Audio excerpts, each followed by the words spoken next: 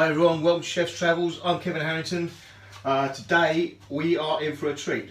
I am cooking one of Britain's more traditional dishes. Yep, I'm making chicken tikka masala. That ain't British, I hear you say. Well, actually it is. And later on, I'll tell you why it is. I know there's a lot of Indians and a lot of Pakistanis out there are going to hate me for saying this, but it is a classic British dish. So, without further ado, let's get a show on the road. So for the ingredients for this dish, we're actually pretty much cooking two different curries and amalgamating them into one at the end. So for the marinade, basically in the beginning, this is what we've got. Some whole cumin, some whole coriander. I've kept them separate for a reason, I'll show you why in a minute. A lemon cut in half, some garlic, some fresh ginger, some chili powder, some turmeric, some coriander powder and some garam masala, and also some food colour, red food colouring. I'll explain later why. I've also got some mustard oil which I'll be using and some Greek yogurt. That's all for the marinade, which I shall be putting together in a minute. So first things first, I'm going to get a hot pan. I'm going to take my whole cumin seed and my whole coriander seed. And what I'm doing basically is I'm going to just cook them off a little bit because they give off such a lovely better aroma and taste when they've been heated up and pan fried for a little bit. Not too much, just enough to bring that, start melting the oils within the seed and bring out all the goodness they've got in there. Just a case of slightly heating them up. As I say, you don't want to cook them too much, just literally enough to break down the oils inside the seed and start getting them to pop and release their lovely flavours. So there you go, I can smell the aromas coming off them now.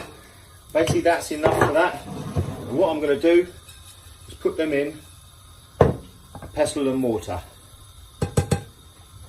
So that goes in a pestle and mortar.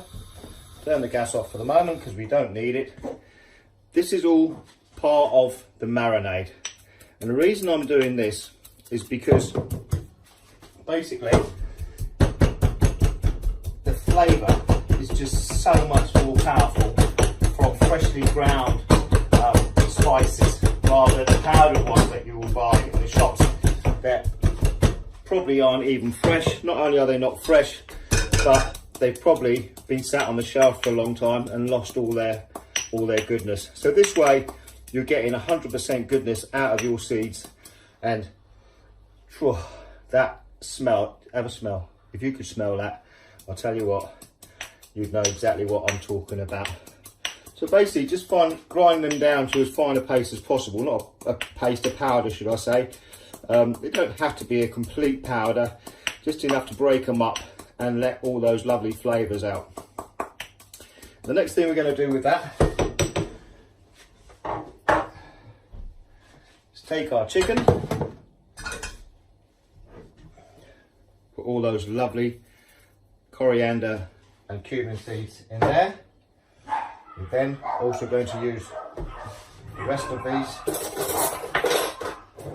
ingredients are going to go in. So your fresh ginger, fresh garlic, chili powder, cumin and food colouring, all that goes in there.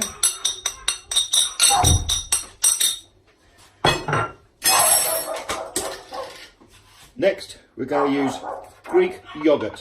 It has to be Greek yogurt because it's just, you couldn't use like a fruit yogurt or anything like that, it wouldn't be right. Greek yogurt, preferably not too, isn't sour and doesn't take away the goodness of the flavours or everything else. So that all goes in there like that. And basically what we do is just mix all that in. Some people use their hands. I don't like to use my hands unless I use plastic gloves with it, but I haven't got plastic gloves, so it's going to be a spoon and just give it a good old mixing. Absolutely fine, no problem at all. Some fresh ground pepper in there.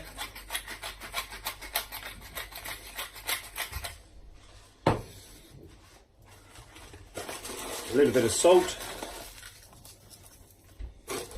and then finally some lemon juice.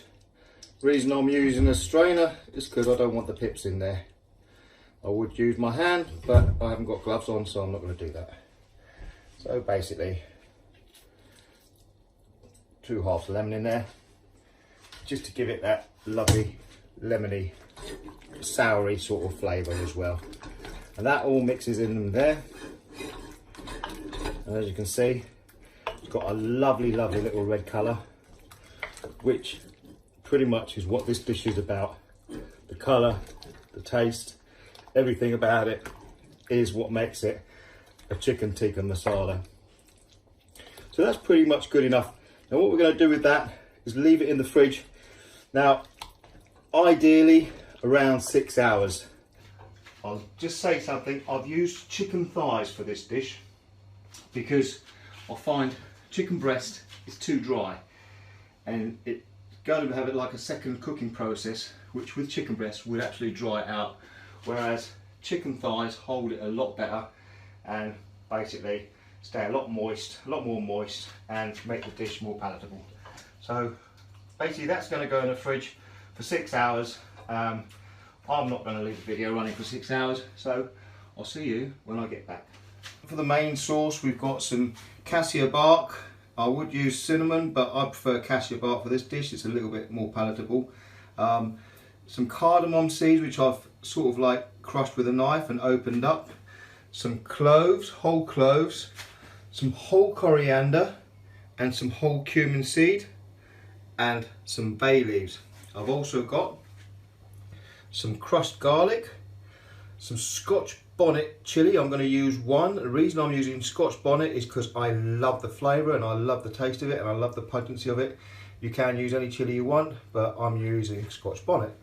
Some garlic, some chilli powder, some turmeric powder, some cumin powder, and some garam masala, and also a little bit of food colouring. I've also got some chopped tomatoes, some chicken, and 2 onions, finely diced. They really have to be finely diced because they're going to break down. And also some ghee. I've also got some cashew nuts soaking in some milk. I shall explain that all reason why later. I've also got some rice soaking in some water, some double cream, some fresh coriander. I've got the stalks cut up in one pot and the leaves cut up in another. Again, I shall enlighten you at a later stage why I've done that. So without further ado, let's get cooking. And so this is how we start making the sauce. Basically, hot pan, put your ghee in. If you want to use olive oil, you're very welcome to. If you want to use sunflower oil, if you want to use any oil, nut oil, absolutely brilliant. Use whatever you like. I love ghee, I love the flavour, and it also gets to a lovely hot heat without burning. I'm also going to put a little bit of mustard oil in with the ghee. The next thing we want to do is put all our dry spices in there, all our seeds and spices in there. Basically going to let them cook out a little bit until they start popping. We don't want to cook them too much. Once they start popping, that's when they start releasing all their flavours. And already I can smell the lovely fragrance coming off there. So gorgeous. I'm so pleased to be cooking this dish tonight. One of my favourites. You know what? When they always say, what would be if they told you you're going to have your last meal? What would it be? Well, this one definitely ranks within the top 5 of my favourite dishes. So in with the onions, and what we want to do is brown these onions off. They really need to have a brown flavour, a brown colouring. You don't want the heat too high, so you don't want to burn them. And bearing in mind, these are also going to be reducing down for about an hour. So basically just enough heat to colour them, get them going golden brown.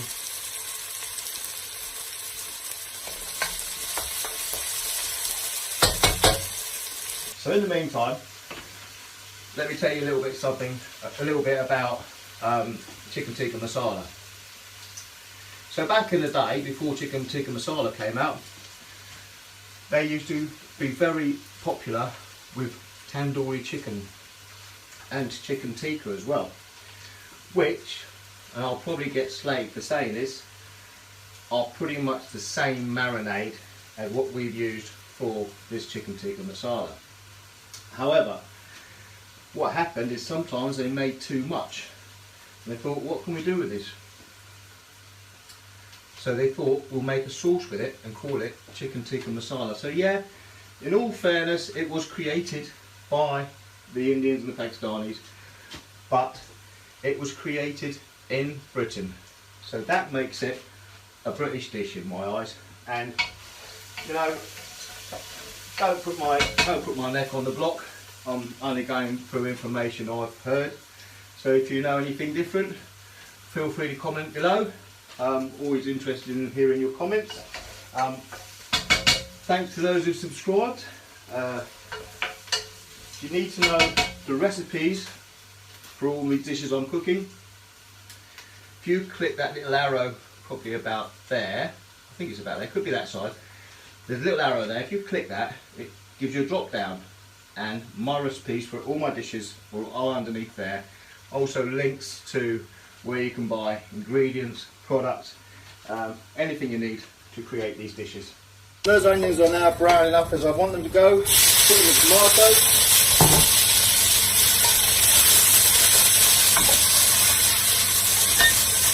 And that's going to render down the lovely sauce.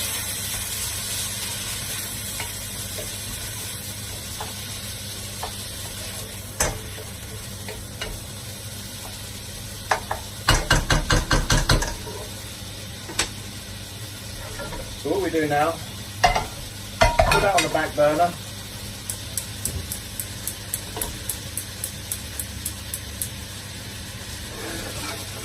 And let that cook away on a low heat for about an hour. I'm just going to put a lid on it. In the meantime, I'm going to get a pan on, put it on quite high.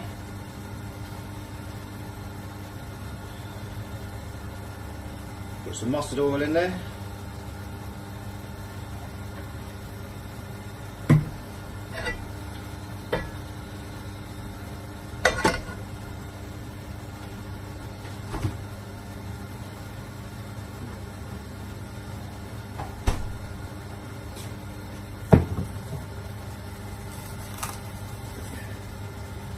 So I've had the chicken marinating for about 6 hours now.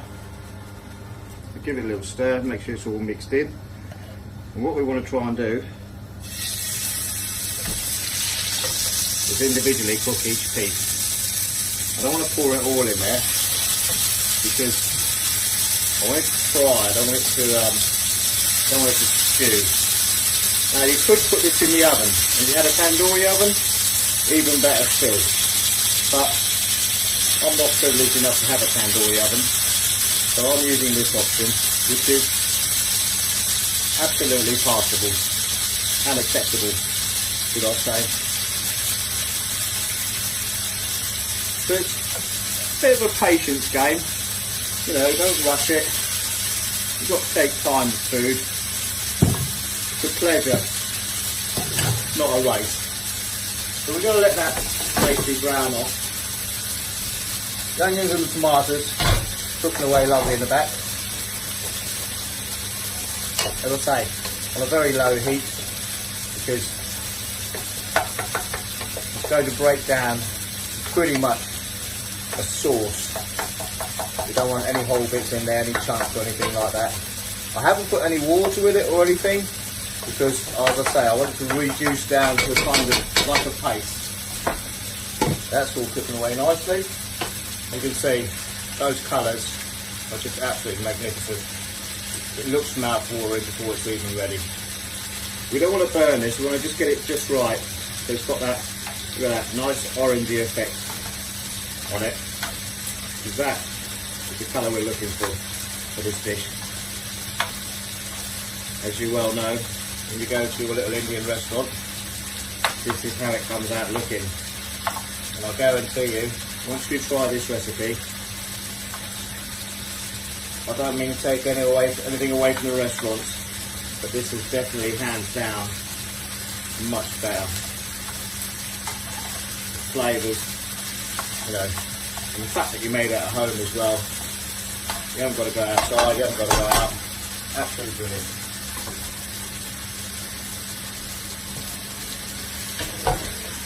So the onions are cooking away and the tomatoes are cooking away. Coming up into a nice little paste.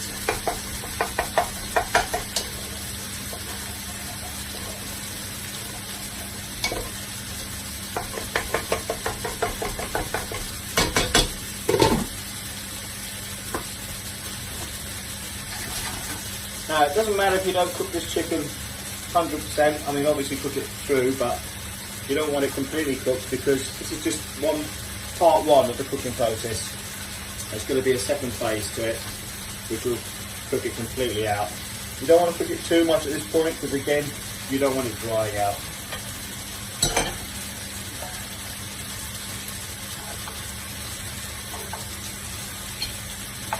So these little babies can come out.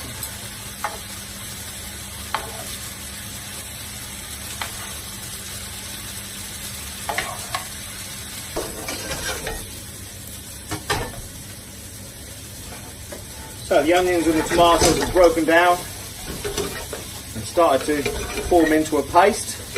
And at this stage, what I'm going to do is add the rest of my spices and herbs. So they all go in there like that.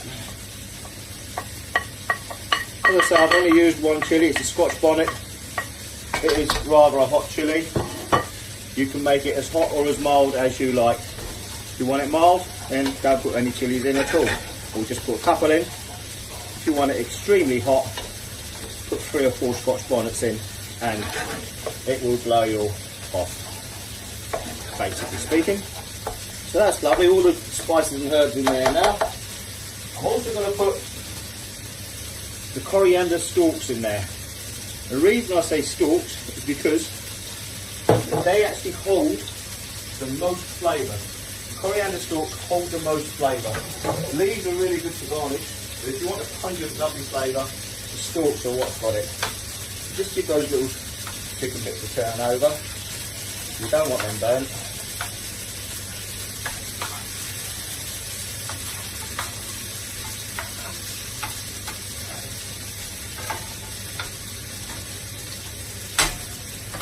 And what we'll do is stir in the coriander, and that is starting to come on an absolute treat.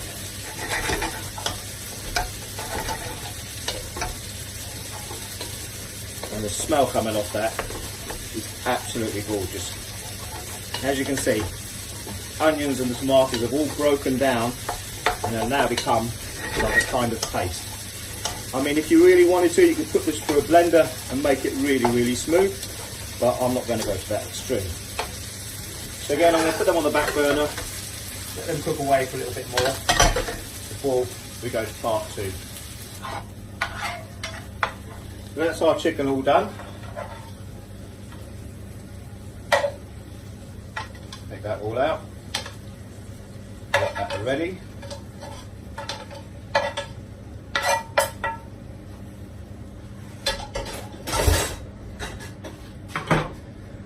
And on to part 2. I'm going to turn the heat up a little bit.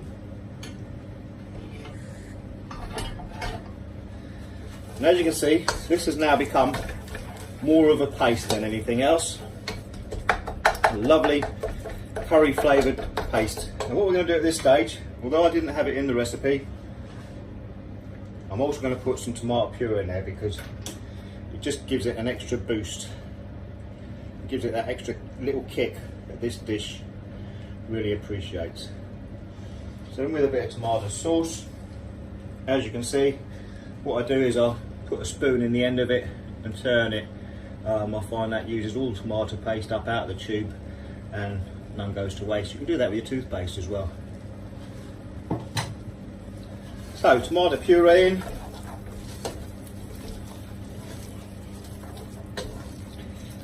And the next thing we're going to do is turn the heat up a little bit, and in goes our chicken. I can guarantee you, my kitchen now smells. My kitchen actually smells like an Indian restaurant, and I'm not complaining because I love that smell. So basically, mix everything in on a high heat. Let all those flavours amalgamate, come together. Part of this dish, what we do is we take some milk with some cashew nuts. I've left this soaking for about an hour, and what we're going to do is blend it.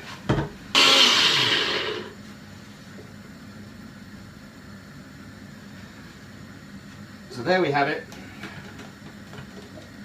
milk with cashew nuts, and that gets poured in there like that. If you don't have cashew nuts, then use walnuts or any other nuts, but I find cashew nuts are absolutely the perfect for this one because they're not too flavoursome. If you do have someone who suffers from nut allergy, make sure they know about it, because you don't want any upsets at the dinner table. So there you go. As you can see, chicken tikka masala is coming on a treat. And for the final touch of this dish, we add to this some double cream. Good old traditional English double cream, and that goes in there like that.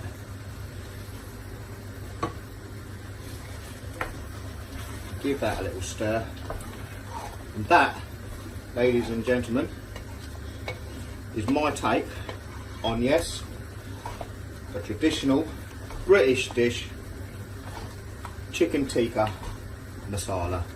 The water for the rice is boiling away. What we're going to do, drain all the water off. This rice has been soaking for about an hour.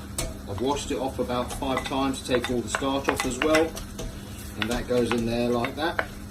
And that goes in there for 7 minutes.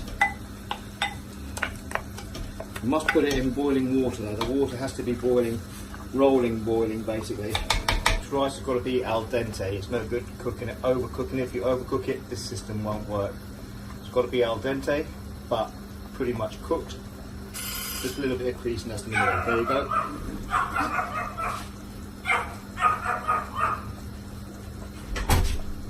The bell has gone. So we drain the water off, strain it, wash it over with hot water just to get any more starch off it. Because it's basically the starch that will make it all sticky. So we're washing it off with hot water, and that'll pretty much do.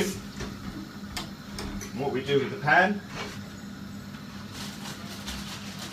believe it or not,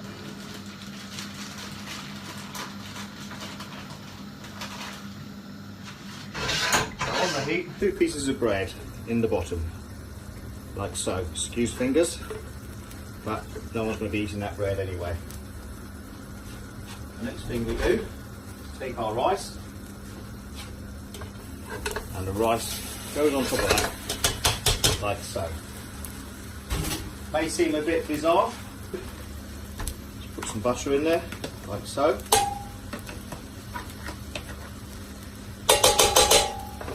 I'm going to turn the heat right down on this. The butter goes in there like that.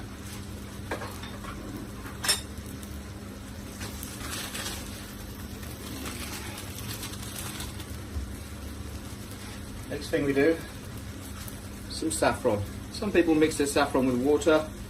I like to keep the whole thing so that it just gives off all its flavour, and the steam from the rice should be enough to make that happen.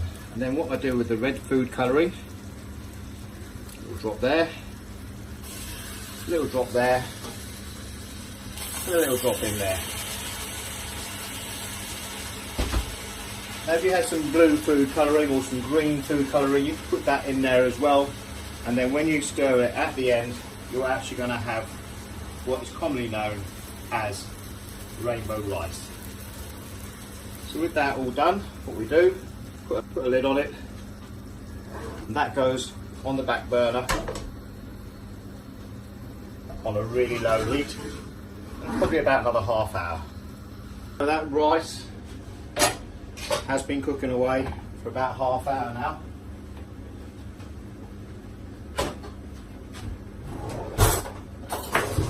The reason I put the bread at the bottom of it is basically to stop it burning. So as you can see, absolutely lovely fluffy rice.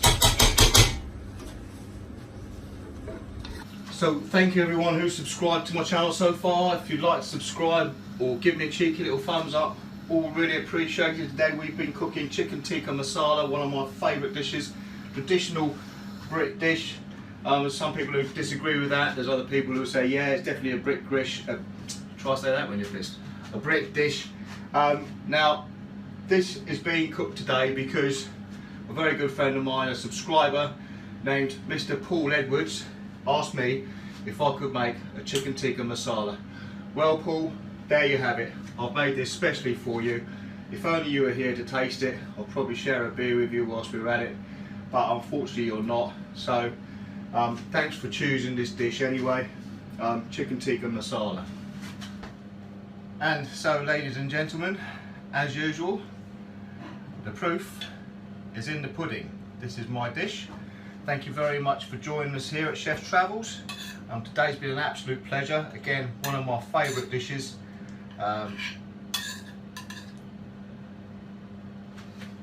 This is my plate of food, so I can actually eat it over it.